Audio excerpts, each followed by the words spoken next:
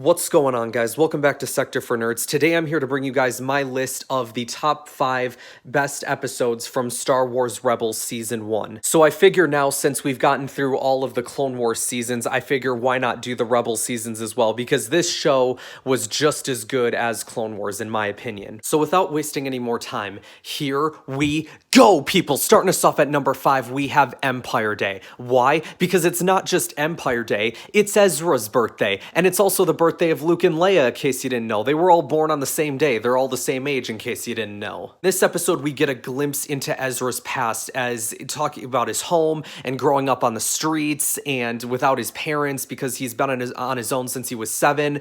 Zebo, who used to be a friend of his parents, went to go work for the Imperial Information Office, but not for the purpose of serving the Empire, because what he had planned was to steal the Empire's secrets, and he had it planted all in this machine that was equipped to his head. It's a big deal to the Empire, which is why they end up hunting them all episode, but it's not just Agent Kallus, it's also the Grand Inquisitor as well. They managed to get Zebo off-world, but then it is a to be continued as Sabine tells Ezra that Zebo knows what happens to his parents. Which leads into my number 4 on this list, which is Gathering Forces. Gosh, I'm good at segues. But why is Gathering Forces on this list? Because again, it helps further Ezra's story and sort of his development in being able to forgive Zebo for what happened, because at the beginning of the episode, he's not able to forgive them and he's not able to let go. Just like then when he's trying to connect with those creatures on the asteroid field where the old clone base was, he wasn't able to connect with them either. So it's kind of in that moment where he's able to do both at the same time, where he's able to connect with those creatures and also be able to forgive Zebo. Kanan and Ezra attempt to fight off the Grand Inquisitor, but unfortunately he's too powerful for them, to the point where Ezra ends up summoning this larger creature, which I'm not sure of its name, so y'all, I'm sure, will tell me in the comments. But he's not able to control it, and he passes out, and, you know, he sort of tapped into the dark side a little bit, and it was too much for him. But then Kanan ends up, you know, letting him know that he apologizes for not helping him better with his training. And also, if I'm not mistaken, that clone base that they were at is the same clone base that was used in Season 7 for the Bad Batch arc. At number 3, we have Idiot's Array. Why? Because of this guy. Name's Calrissian. Lando Calrissian. That's right, people. Voiced by the talented Billy D. Williams, Lando Calrissian makes his Star Wars Rebels debut. Lando ends up giving Hera to Az Morgan as a slave, but what Kanan and the rest didn't realize is that Lando had a plan, and that is that he told her to take an escape pod. Now you may be thinking, well, but he never actually said that. But if you were paying close attention, yes, sure, the context was not there, but if you listen to what he said... No fear, Captain. If a comet hits, this ship has escape pods. Like, come on, people. He couldn't tell them anything while the guards were all standing right there, right? Lando is trying to transport a puffer pig to Lothal because he's trying to mine the area and obviously look for treasures and things and whatnot. And as Morgan follows them there, he has a list of demands, and his final demand was to bury Calrissian, and Kanan told them that they should consider that last demand for a sec. But thanks to some help from Chopper, not only are the rebels able to defeat Az Morgan and his men, but Chopper also steals Lando's fuel. But the icing on the cake for this episode was the very final thing that Lando said that not only confirmed that he cheated against Zeb and Zabak, but it also plays into some events that happen in Solo as well. Of course I knew they took the fuel. That's why I didn't pay them. A gambler never shows his cards.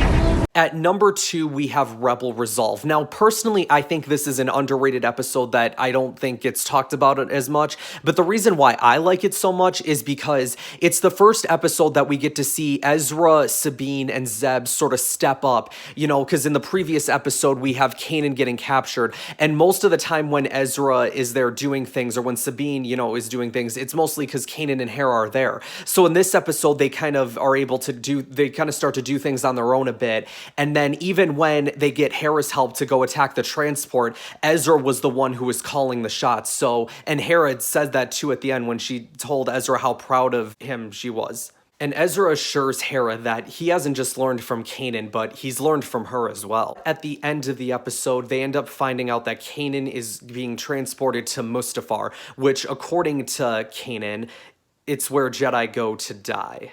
Speaking of Mustafar, that leads into my number 1 on this list, which is Fire Across the Galaxy. Gosh, I'm nailing these segues today, guys. This is the final episode of Season 1, the finale episode, where they go to rescue Kanan. Ezra's able to get him out. They have a fight with the Grand Inquisitor. Grand Inquisitor knocks Ezra off of the platform. Looks like he's dead. Oh, but wait, he's not. Kanan thinks that he's dead, though, but Kanan goes through a lot in this episode because the Inquisitor's antagonizing him early on, like, how did you survive Order 66? It was your master who laid down her life for yours. And then when they think Ezra died, he says, why? Because you have no one left to die for you. But at the end of their fight, Kanan has this great response to the Grand Inquisitor where he says, you're right, I was a coward, but now I know that there's something stronger than fear, something far stronger, the Force. Let me show you how strong it is. And then he cuts the Inquisitor's saber. The Inquisitor kind of falls and the lightsabers hit the reactor. Kanan ends up standing over him. The Inquisitor says before he dies, there are some things far more frightening than death. And then he falls to his death and gets consumed by fire, because I guess he'd rather face death than face Vader. But the icing on the cake for this episode, and it was something that not only surprised me, but surprised a lot of people, and it was a very, very joyous surprise, and that was the reveal of Fulcrum. The protocol has changed. Fulcrum. Ahsoka. My name is Ahsoka Tano.